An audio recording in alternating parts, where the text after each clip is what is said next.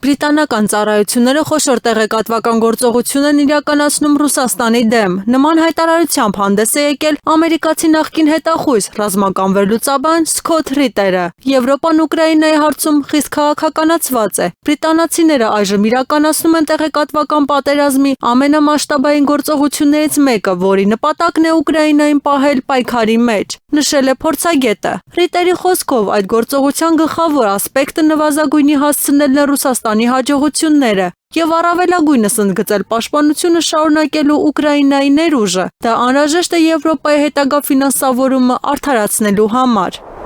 Եվրամիությունը պետք է դուրս գա Ուկրաինայի հարցով փակուղային քաղաքականությունից։ Նման կոչ է արել Հունգարիայի վարչապետ Վիկտոր Օրբանը։ Քաղաքական գործչի խոսքով այժմ գլխավոր խնդիրը ոչ թե Ուկրաինայում շարունակվող ռազմական գործողություններն են, այլ պատերազմի գնալու եվրոպացիների որոշումը։ Այսօր խոսքը ոչ միայն լուծման որոնման մասին է, որը թույլ կտա որքան հնարավոր է շուտ դադարեցնել պատերազմը հրադադարի կամ խաղաղության հաստատման ճանապարհով, այլև այն մասին, որ թույլ չտան եվրոպացիներին ներքաշվել այդ պատերազմի մեջ, ասել է Օրբանը, նշելով, որ Եվրամիության շատ առաջնորդներ պատրաստ են պատերազմ սկսել։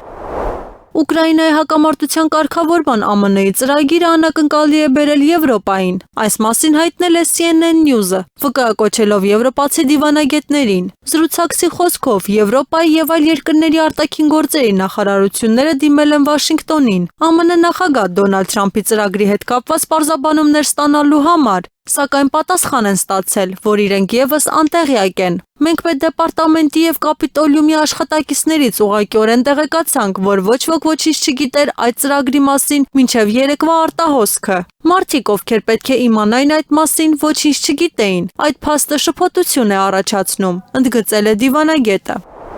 Որպեսզի Ուկրաինան կարողանա լինել ինքնաբավ, ուկրաինական իշխանությունները պարզապես պետք է դադարեն գողանալ։ Նման կարծիք է հայտնել Լեհաստանի Սեյմի падգամավոր Սլավոմիր Մենդցենը։ Ուկրաինայի առաջնորդ Վոլոդիմիր Զելենսկու մերձավոր աշխատակիցները գողացել են $100 միլիոն,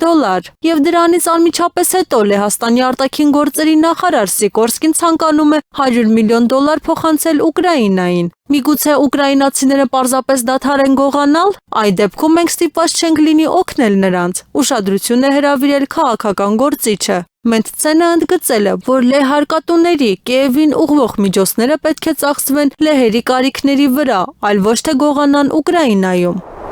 Գերմանիայի կանցլեր Ֆրիդրիխ Մերցը հրատապ բանակցություններ կանցկացնի ԱՄՆ նախագահ Դոնալդ Թրամփի եւ նրա ուկրաինացի գործընկեր Վոլոդիմիր Զելենսկու հետ Ուկրաինայի հակամարտության վերաբերյալ։ Այս մասին հայտնել է Bild-ը, հղում անելով իր աղբյուրներին։ Պարբերականի տվյալներով Գերմանիայի կանցլերը չեղարկել է նոյեմբերի 21-ին իր մասնակցությամբ նախատեսված միջոցառումները հանուն հակամարտության կարգավորման շուրջ հեռախոսազրույցների անցկացման։ Աղբյուրները հայտնել են, որ Մերցի զրուցակիցները կլինեն նաև Թրամփը եւ Զելենսկին։ Նյութում նշվում է, որ բանակցությունների թեմաներն ու մանրամասները կհրապարակվեն միայն գործընկերների հետ համաձայնեցմամբ։